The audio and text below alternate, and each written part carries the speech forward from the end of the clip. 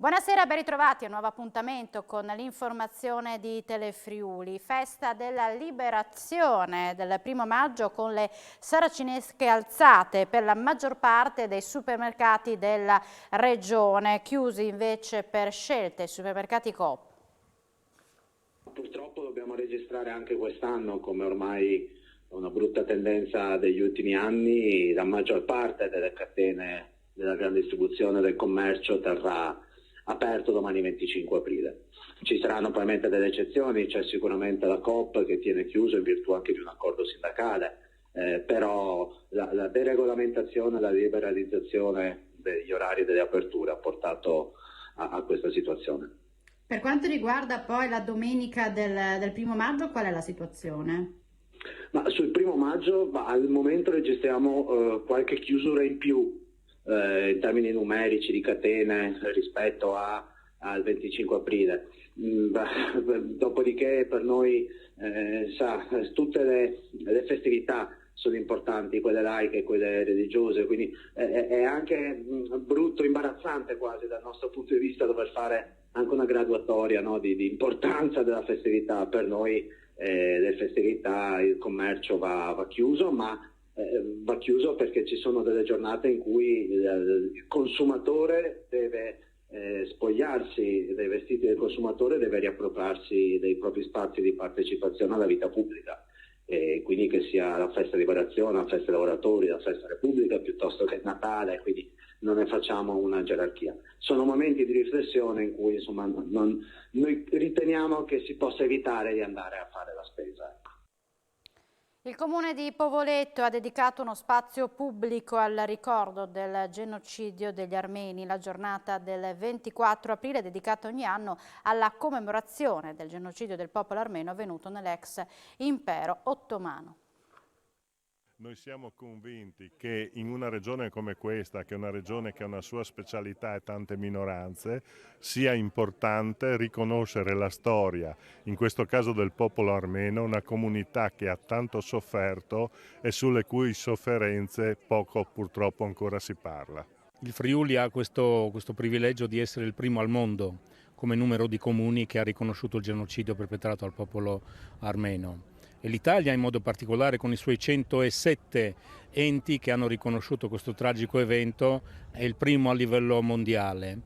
Ne approfittavo io per dire anche questo, grazie alla diocesi di Udine che ci ha concesso una chiesa, San Bernardino, per celebrare la Santa Messa in rito armeno, in lingua armena. Per cui anche la popolazione che desidera ogni ultimo sabato del fine mese, escluso il periodo naturalmente estivo, celebreremo questa Santa Messa nel pomeriggio. Con le sue 24 opere da demolire e completamente da ricostruire, il tratto autostradale della 4 Visopoli-Portogruaro rappresenta uno dei più complessi dell'intero tracciato della terza corsia ed è stato abbattuto anche l'ultimo vecchio cavalcavia che attraversa l'autostrada. Noi andiamo a costruire un'infrastruttura completamente nuova sotto le ruote dei nostri utenti durante il loro viaggio. Solo in poche occasioni chiudiamo l'autostrada, come in questa, dobbiamo demolire un cavalcavia e non possiamo farlo a traffico aperto. Quali sono le altre complessità che ci sono nella costruzione di una grande infrastruttura? Beh, le complessità sono tante. Inserire una nuova infrastruttura nell'ambiente che viene attraversato è estremamente complesso. Quindi la prima complessità è progettuale, autorizzativa e poi anche ovviamente realizzativa, anche perché ci teniamo a realizzare opere che sono assolutamente compatibili con l'ambiente attraversato e quindi richiedono un grande impegno. La demolizione del cavalcavia parte già da lontano, è una programmazione minuziosa perché i tempi sono limitati e l'autostrada deve essere chiusa al minimo possibile. Una volta chiusa l'autostrada si interviene subito liberando il manto stradale dalle barriere, stendendo un geotessuto e 50 cm di sabbia a protezione dell'asfalto. A quel punto entrano in azione gli escavatori, sono con delle pinze oleodinamiche, sono 9 escavatori più altri 2 cingolati che iniziano a masticare letteralmente l'impalcato e le travi. Il tutto poi per poter liberare l'autostrada la mattina essere pulita e libera al transito dell'utenza. Il deputato pordenonese Luca Sut, vicepresidente del Movimento 5 Stelle alla Camera, guarda all'elettrificazione dei consumi per dire basta alla dipendenza energetica del gas russo.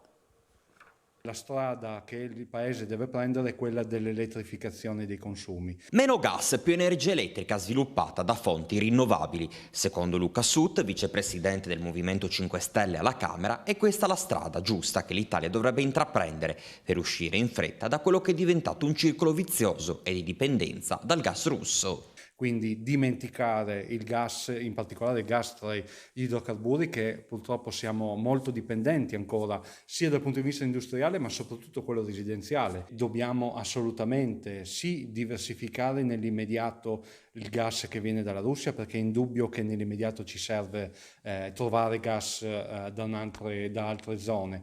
Però dobbiamo puntare sulle rinnovabili, cosa che il Movimento 5 Stelle da sempre porta avanti come punti fondamentali del proprio programma e anche di quello che abbiamo fatto in questi anni di governo di maggioranza, ma dobbiamo farlo molto più velocemente. Ecco che gli ultimi provvedimenti messi a disposizione del governo e migliorati anche in fase di conversione dei decreti alla Camera, non ultimo il decreto energia, porta una grande spinta in avanti verso la semplificazione delle procedure per l'installazione di impianti rinnovabili. La cronaca: questa mattina è stato trovato il corpo senza vita di un uomo 85enne di Bicinicco nel fossato che costeggia una stradina bianca che collega Bicinicco alla frazione di Gris. L'anziano è stato colto da un malore in bicicletta a rientro a casa dopo la messa. Era assieme alla moglie. Sul posto gli operatori sanitari del 118 e carabinieri della compagnia di Palmanova. Ed ora andiamo a vedere i dati dei contagi per la giornata odierna: 652 le nuove positività e 3 decessi. Nel dettaglio, su 1545 tamponi molecolari sono stati rilevati 104 contagi con una percentuale di positività del 6,73%, mentre su 4450 test rapidi sono stati rilevati 548 casi, il 12,31%. Le persone ricoverate in terapia intensiva sono 7, mentre i pazienti ospedalizzati ammontano a 156. Si registrano i decessi di 3 persone, tra le quali una donna di 58 anni di Trieste. Le persone in isolamento scendono a 24.123. Dopo le polemiche dei giorni scorsi riguardo la notizia della chiusura della pneumologia dell'ospedale di Pordenone, il direttore generale dell'ASFO, Polimeni, ha annunciato un nuovo assetto organizzativo. Nuovo assetto organizzativo all'interno dell'ospedale civile Santa Maria degli Angeli di Pordenone. Per quanto riguarda la degenza ordinaria, dopo le polemiche dei giorni scorsi che davano per chiuso il reparto di pneumologia, il direttore generale dell'ASFO, Joseph Polimeni, ha garantito non solo che il reparto stesso esiste ancora, ma che diventeranno centrali, oltre alla figura dello pneumologo, quelle dell'internista e in alcuni casi dell'infettivologo. Un assetto organizzativo nuovo che non riguarda l'attività ambulatoriale, che è rimasta evidentemente come prima e quindi produce molte procedure interventistiche e diagnostiche, e non riguarda l'attività di ricovero diurno e di day hospital, riguarda un nuovo assetto della degenza diciamo ordinaria, con una valorizzazione ancora a maggior tondo non solo dello pneumologo in figura di consulente o comunque anche di gestore qualora il soggetto abbia fatto precedentemente delle procedure interventistiche, ma soprattutto della figura dell'internista e in alcuni casi anche dell'infettivologo. Per quanto riguarda invece il braccio di ferro con i sindacati, Polimeni tira dritto per la sua strada. Ho un contratto che scade nel 2023, mi occupo di gestione, non mi occupo di altre cose. Io vado avanti per la mia strada, mi dispiace che a volte ci possano essere dei fraintendimenti, ma insomma il mio lavoro è quello di occuparmi di gestione.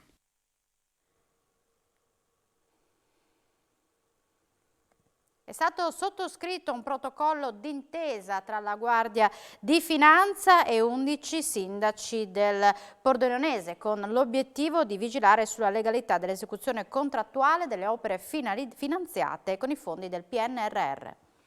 Un altro passo verso la legalità, sottoscritto oggi un protocollo d'intesa tra il Comando Provinciale della Guardia di Finanza di Pordenone e 11 sindaci di altrettanti comuni della destra tagliamento. L'obiettivo è quello di tutelare le risorse impiegate nel Piano Nazionale di Ripresa e Resilienza. Si tratterà di gestire, qualora i fondi dovessero arrivare, qualcosa come 100 milioni di euro. La provincia di Pordenone si conferma una sentinella della legalità per fare in modo che prima dell'esecuzione delle opere, prima che l'aggiudicatario, ossia la società che vincerà la gara bandita con i fondi del PNRR, inizi i propri lavori o le proprie opere, ci possa essere un'ulteriore raffinazione da parte della Guardia di Finanza per verificare sia che il profilo soggettivo dell'aggiudicatario sia coerente con quello che risulta dagli atti di gara, sia che tutte le fasi successive, specie quelle dei subappalti, che sono le più insidiose in termini di rischio di infiltrazioni criminali, siano rispettose dei termini e dei criteri di legalità.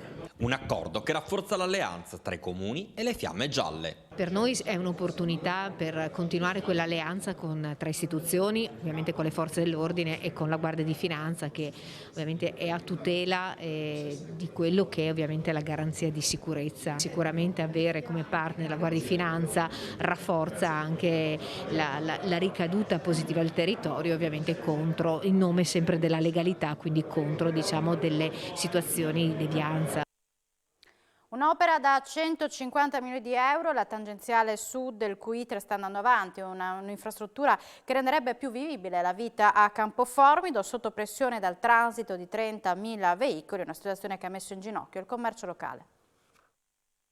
È un'opera sulla quale si parla, si discute da 30 anni in riferimento alla tangenziale sud, la cui realizzazione avrebbe riflessi positivi sulla viabilità nella cintura udinese, che riceve il traffico soprattutto da Pasian di Prato, Campoformido e ovviamente anche dal Pordenonese. Passi in avanti se ne sono fatti, ora la valutazione di impatto ambientale è arrivata sui tavoli romani ed è proprio il sindaco di Campoformido, Erika Zuliani, a confermare come l'iter sta andando avanti, un'infrastruttura per la quale sul piatto ci sono 150 milioni di euro e soprattutto uno sgravamento sulla quantità di traffico dal centro del paese, che ogni giorno deve sopportare dai 30 ai 36 mila transiti.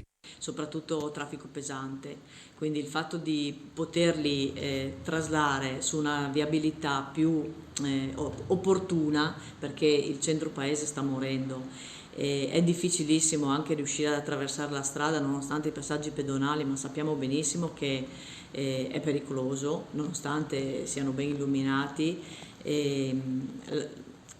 Purtroppo il traffico pesante scoraggia anche le attività. Il comune di Palazzolo dello Stella ha ricevuto la bandiera di città del vino, la 29esima del Friuli Venezia Giulia, un importante riconoscimento che consente alla città di rafforzare la propria identità. Far entrare anche Palazzolo dello Stella in una rete straordinaria di bellezza, qualità e prodotti della nostra terra, vuol dire identità, vuol dire cultura.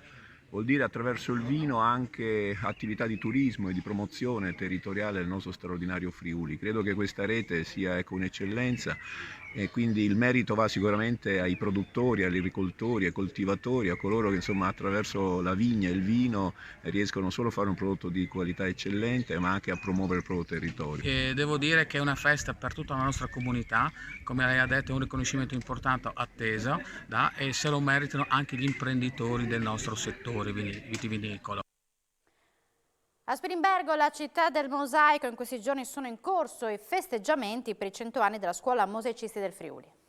A Spilimbergo, nota città per il mosaico, sono in corso le commemorazioni sui 100 anni della locale scuola di quest'arte, quella dei Mosaicisti del Friuli per l'appunto, organizzate dallo stesso istituto con il supporto del comune di Spilimbergo e locali associazioni di commercianti ed artigiani. Ma dopo 100 anni la scuola Mosaicisti continua a essere un centro di riferimento internazionale per tanti giovani che adesso da tutto il mondo vengono in Friuli, vengono a Spilimbergo per diventare maestri mosaicisti. Parte del mandato è la produzione che proprio la scuola può realizzare sia per quanto riguarda la didattica sia per quanto riguardano le commesse che gli vengono date.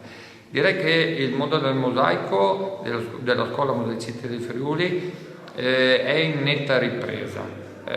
Dopo una leggera crisi che è stata proprio negli anni 70, poi via via c'è stata una netta ripresa e direi che adesso sempre di più allievi, ricordiamoci che i nostri sono tutti maggiorenni, sono tutti in possesso almeno di un titolo di scuola media superiore, ma tanti sono i laureati che proprio vengono a Spilimbergo, vengono alla scuola Mosaicisti del Friuli per diventare maestri mosaicisti. Siamo in chiusura, ma subito dopo la pubblicità appuntamento con Sport FVG per tutti i risultati del calcio dilettanti. Buona serata.